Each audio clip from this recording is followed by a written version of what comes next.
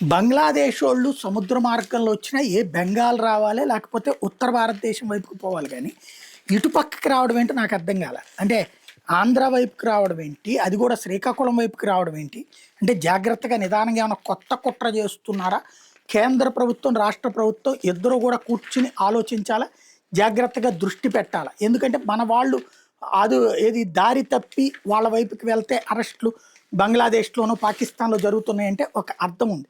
కానీ ఇక్కడ మన ప్రాంతానికి, అది కూడా శ్రీకాకుళం ప్రాంతం దగ్గరికి బంగ్లాదేశ్ వాళ్ళు రావడం ఏంటో, వాళ్ళు ఇప్పుడు అరెస్ట్ అవ్వడం ఏంటో ఒక్కసారి ఆలోచించాల్సినటువంటి అంశం అయితే కనబడుతుంది.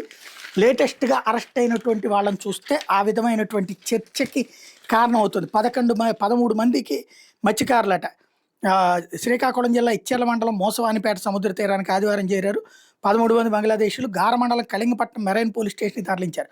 Kalingapatnam marine police station CI B Prasadarao చెప్తున్న లెక్క ఏంటంటే, బంగ్లాదేశ్లోని బార్సిల్ జిల్లా చట్కోలాచెద్ గ్రామానికి చెందినటువంటి సయీవ్, జహంగీర్, సబీర్, కోకస్, మక్సూద్, మాలిక్, మహమ్మద్ ఫరూక్, మక్సూద్ నాసిర్, హిలెల్ ఫరూక్, అలాం, నమోస్ నవంబర్ 10 ఢాకా సిటీ మార్కెట్ సముద్ర తీరం నుండి వారం రోజులు వేటకని బయలుదేరారట. 11వ తేదీన ఇంజన్ మరమ్మతులకు గురైందట.